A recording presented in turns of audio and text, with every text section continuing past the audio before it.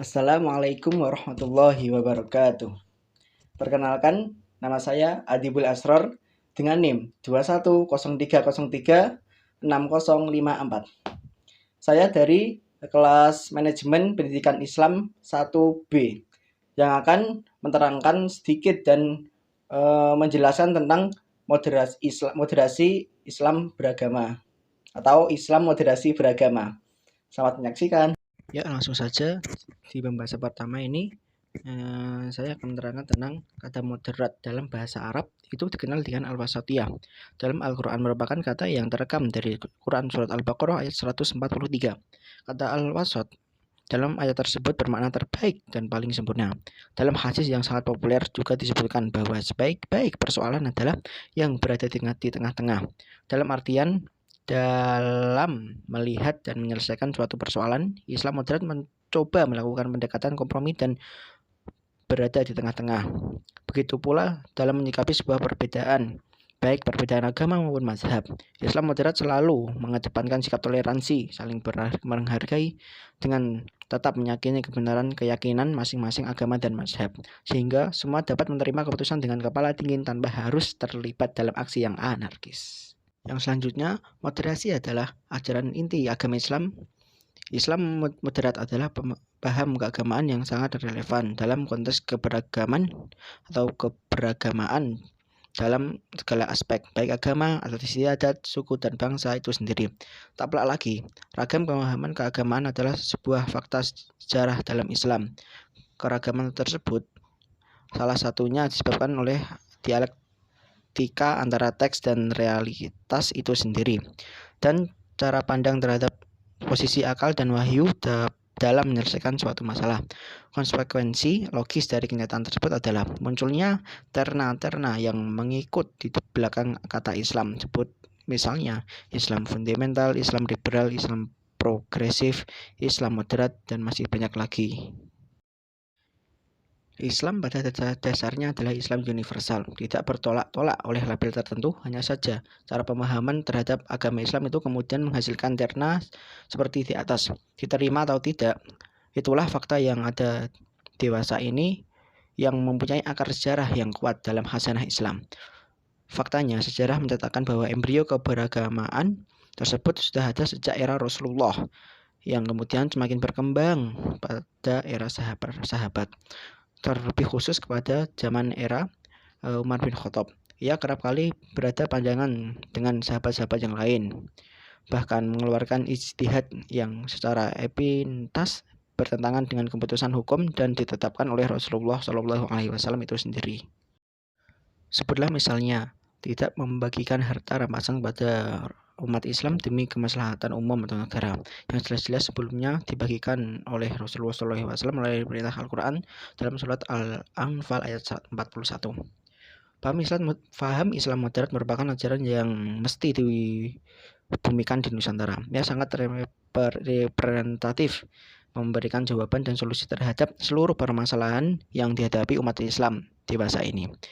Ia tidak terlalu ekstrim ke kanan, dalam hal ini over-tekstual, tetapi juga tidak terlalu ekstrim ke kiri dalam artian over-kontekstual. Islam moderat selalu mengedepankan keseimbangan antara teks dan konteks, antara wahyu dan akal, karena keduanya adalah kebenaran yang bersumber dari Tuhan. Pengabdian salah satunya berarti meninggalkan sebagian kebenaran Tuhan. Pemahaman yang moderat di atas menjadi sebuah kemestian, apalagi dalam konteks keindonesiaan yang sangat majemuk. Pemahaman yang berada di tengah-tengah besarnya menjadi esensi agama Islam itu sendiri. Dalam sejarah agama Islam datang sebagai penyeimbang agama-agama sebelumnya, seperti agama Yahudi dan Nasrani. Agama Yahudi berada pada titik yang sangat keras.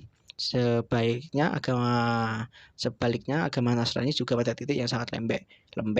Dalam kasus qiyas, agama Yahudi menyatakan jika seorang ditampar sekali, maka ia harus membalas 2 kali tamparan. Sebaliknya dalam agama Kristen, jika seseorang ditampar ke pipi kanannya, maka dianjurkan memberikan pipi kirinya untuk ditampar lagi. Beda halnya dalam Islam, kasus qiyas, misalnya membunuh orang, maka ia juga harus dibunuh sebagai balasan atau qiyas. menjadi pemanfaatan pelaku adalah sikap yang lebih baik. Demikian bentuk kemoderatan Islam. Moderasi Islam dalam berbagai perspektif. Kemoderatan Islam tersebut kemudian terekam juga dalam berbagai disiplin ilmu, akidah, fikih, tafsir, pemikiran, tasawuf, dan dakwah. Untuk yang pertama, moderasi akidah Islam. Dalam ilmu akidah atau teologi, Islam moderat direpresentasikan oleh aliran Al-Asy'ariyah, aliran yang menengahi antara Mu'tazilah yang sangat rasional dengan Syafi'iyah dan Hanafiyah yang sangat tekstual. Keduanya sama-sama berada pada titik ekstrim. Mu'tazilah dianggap ekstrim dalam memosisikan akal dan di atas segalanya. Dan pengambilan kesimpulan banyak menggunakan premis demonstratif yang bersifat logis. Sebaliknya kaum Syafi'iyah dan Hanabilah berada pada titik yang berberanggan. Keutamaan teks yang seringkali dalam beberapa kasus dia mengabaikan penggunaan akal dalam memahami teks tersebut. Akibatnya dari keduanya sama-sama kurang mewakili menggambarkan agama Islam yang kelam ini. Yang kedua yaitu moderasi hukum Islam. Begitu pula dalam ilmu hukum, kemoderatan Islam pun harus digalakkan. Dalam hal ini dialektika antara teks dan realitas selalu berjalan lurus dalam mengeluarkan sebuah hukum, karena maksud Tuhan yang tertuang dalam Al-Quran dan hadis tak pernah berseberangan dengan kemaslahatan umat manusia. Hasil ijtihad para ulama fuqaha yang melahirkan sebuah hukum sejatinya tetap harus memperhatikan prinsip al-murunah atau fleksibilitas, karena pada hakikatnya sangat memungkiri bahwa sebuah hukum lahir dari pergumulan sosial kemaslahatan yang sangat dinamis.